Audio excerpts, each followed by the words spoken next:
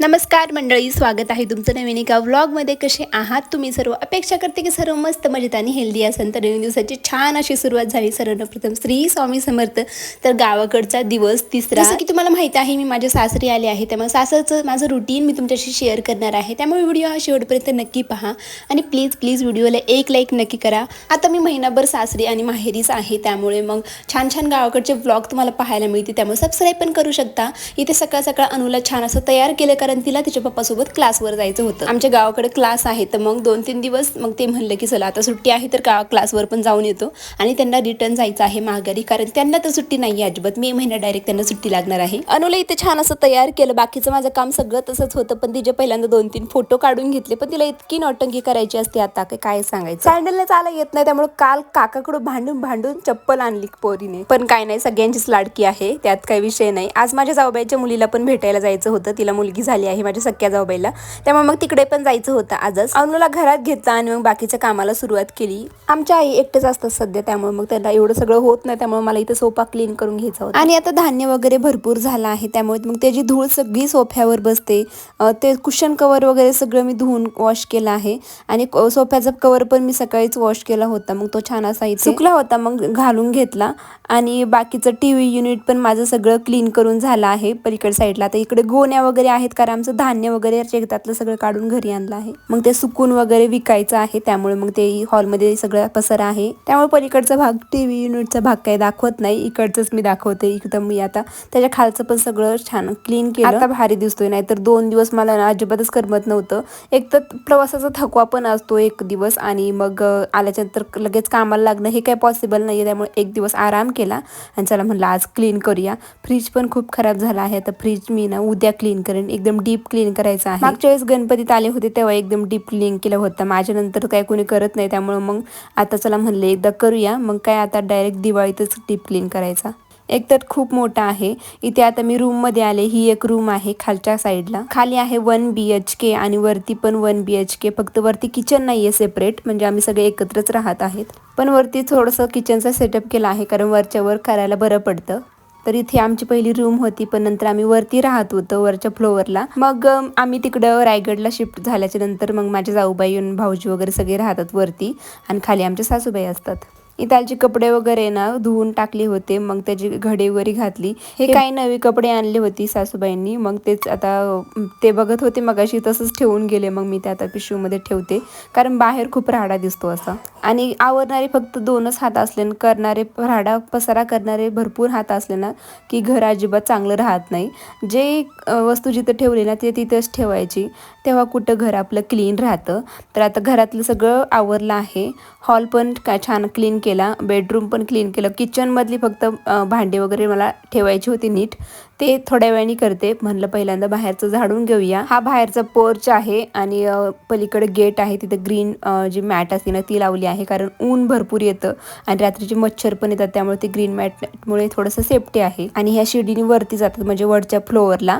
वरच्या फ्लोअरचं काही दाखवत नाही तुम्हाला, होम टूर करते मी लवकरच. तुम्हाला आवडेल का नाही बघायला नक्की सांगा. मला वाटते आपल्या चॅनलवर आहे, मी एकदा केलेलं आहे होम टूर. आता काय पहिल्यासारखं नाही राहिलं ना, पहिलं भरपूर छान होतं, म्हणजे POP वगैरे होतं. आता POP न पडायला लागली होती थोडी, त्यामुळे ती काढून टाकली डायरेक्टच आम्ही. आणि बाकी मग हॉलमध्ये पसारा वगैरे धान्याचा, त्यामुळे होम टूर काही करू शकत नाही, पण मेमध्ये नक्की ट्राय करेन होम टूर करायचा. तर इथे बाहेरचं पण छान असं क्लीन करून घेतलं, झाडून घेतलं. मग गेट लावून घेतल्याच्या नंतर आपलं आतमधलं काम करायला मोकळं. बाहेर आता शेंगाची वगैरे गोणी इथं ठेवली आहे साईडला, त्याचे मला शेंगा फोडायच्या आहेत थोड्या वेळाने, कारण आईंना कामाने नाही होत. मग एकदा त्यांना शेंगा फोडून ठेवल्या म्हणजे महिनाभर तरी जाते ना, ॲटलिस्ट महिनाभर तरी माझ्याकडून थोडीफार हेल्प. घरात आली थोडंफार पाणी पेले, कारण आता उन्हाळा चालू झाला आहे ना, आपलं डिहायड्रेशनसाठी पाणी हे खूप गरजेचं आहे उन्हाळ्यामध्ये. तरी लिंबू सरबत, पाणी, आणखी वेगवेगळ्या प्रकारचे ज्यूस वगैरे तुम्ही उन्हाळ्यात घेऊ शकता. सारखं पाणी पेत जा, कारण त्यामुळे आपल्याला कोणताही त्रास होत नाही. तरी ते दूध वगैरे तापवलं होतं. वांग्याचं भरीत मला करायचं होतं, दुसरी भाजी पण करायची होती, पण वांग्याचं भरीत खूप खावं वाटलं होतं, त्यामुळे ते करते. बाकी भांडे वगैरे इथे काही रॅक नाही, असं फरशीचंच रॅक केलेलं आहे, मग त्यालाच भांडी वगैरे सगळे लावून घेते.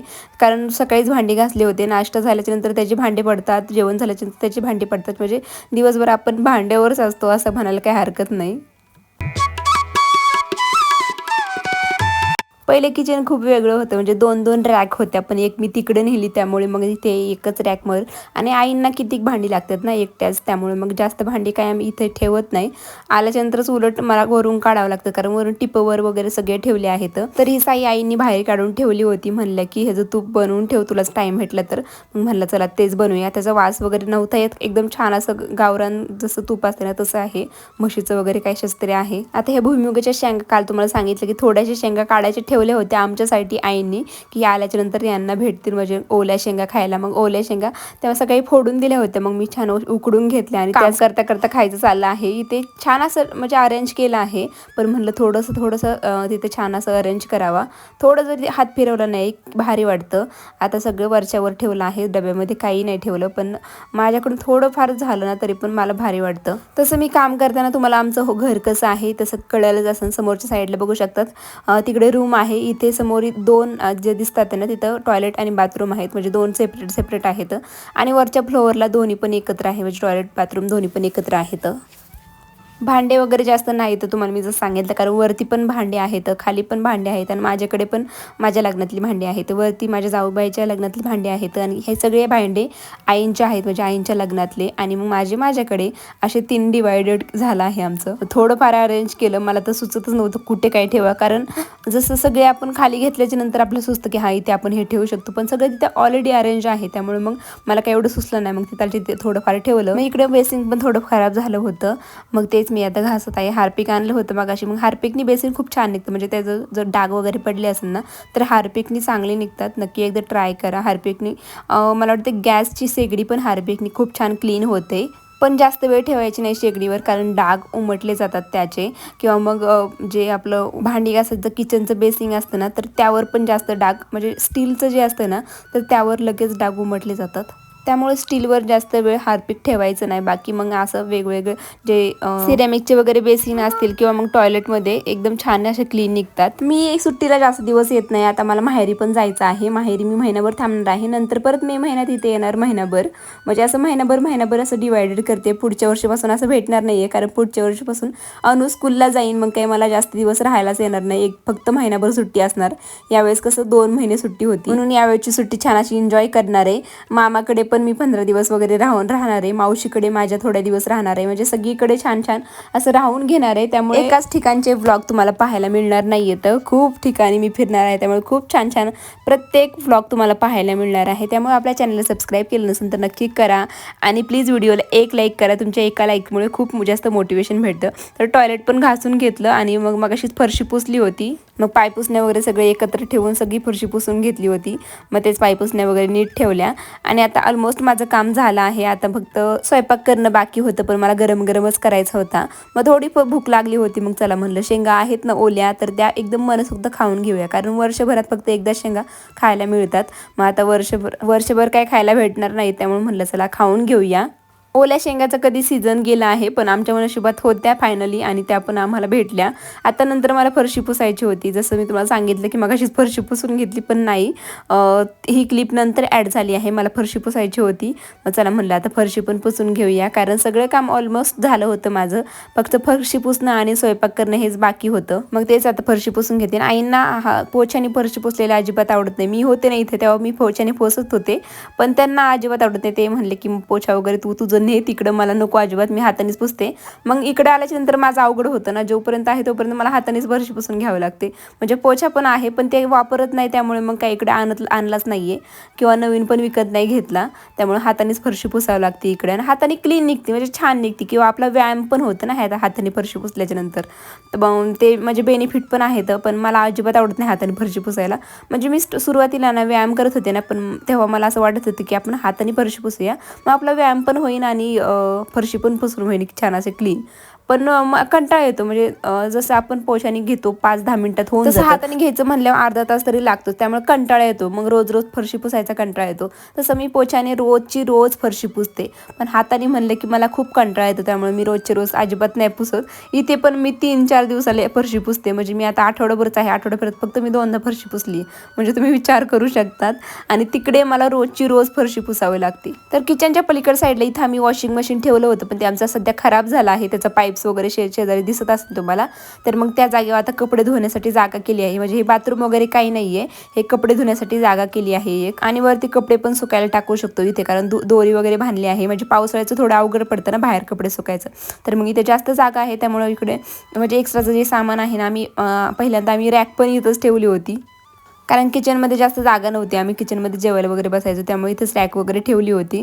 चांगली जागा आहे इकडची, म्हणजे थोडंसं भाग होता तो आम्ही छान असा यूज केला आहे. किचनमधूनच हा रस्ता आहे इकडे जायला. बाथरूम नाही आहे हे, इथं फक्त कपडे वगैरे धुतो. तिथं दगड पण ठेवला आहे.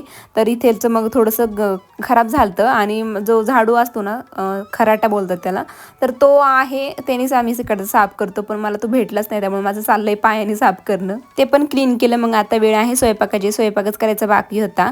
भाजी इकडे टाकली होती शेगडीवर. शेगडी जी इलेक्ट्रिक शेगडी आहे ना, म्हणजे आता बघा गॅसचा तुटवडा सगळीकडेच आहे. मग अशी शेगडी घेतली ना, तर गावाकडे कसं शेगडीवर किंवा मग चुलीवर पण आपण करू शकतो. आमच्या पलीकडच्या साईडला चूल पण आहे, पण आता एवढ्या चूल वगैरे कोण पेटवत नाही, त्यामुळे शेगडीवरच भाजी वगैरे प्रत्येक गोष्ट करतो आम्ही. आणि मग भाकरी चपात्या वगैरे असं ना, ती गॅसवर करतो. त्यामुळे गावाकडे ना गॅसचं अजिबातच टेन्शन नसतं. खरं आहे की नाही नक्की सांगा. नाही तर आपल्या शहराकडे म्हणजे इतकं ते बचत करा, किंवा मग गॅस आधी 2-2 टाक्या नव्हत्या आमच्याकडे, तेव्हा खूप प्रॉब्लेम यायचे. पण आता आम्ही 2 टाके घेतल्यापासून नाही एवढा प्रॉब्लेम येत शहराकडे. पण गावाकडे पण 2-2 टाके आहेत, किंवा आपल्या ओळखीव पण भेटून जातं, तसं काही नाही. तर गावाला आल्याच्या नंतर आम्ही ज्वारीचीच भाकरी खातो. आता इथे ज्वारीचीच भाकरी करत आहे मी, पण ती भाकरी करायचा मला इतका कंटाळा येतो, मला येत पण नाही ती भाकरी. म्हणजे जमते बरं का, नवीन पीठ असतं ना तर लगेच जमते, नाहीतर मग पाणी गरम करा, नंतर करा, मग ते खूपच किचकट काम वाटतं मला. तर इथे वांगे पण भाजले होते, भाकरी पण तिकडे माझी ज्वारीची करून झाली आहेत, आणि इथे बटाट्याची भाजी केली आहे. नंतर माझ्या जावेच्या मुलीला भेटायला गेलो आम्ही. मग त्या सगळ्यांचे छान असे फोटो काढले. तिचा हा मुलगा आहे, आणि आता छान क्यूट परी झाली आहे. नंतर आम्ही आली येता ना, हे दंडवट वगैरे लागलं होतं. आमच्या साईडला असंच असते, लग्नाच्या आदल्या दिवशी दंडवट वगैरे काढतात. असा माझ्या सासूबाई म्हणल्या की मला मेहंदी काढ. मग काय त्यांना मेहंदी काढली. थोड्या वेळ त्या झोपल्या. अनुजा टीव्ही पाहायचं काम चालू होतं, मग मी पण छान असं झोपून घेतलं. भेटू मग उद्या. लाईक करा. बाय.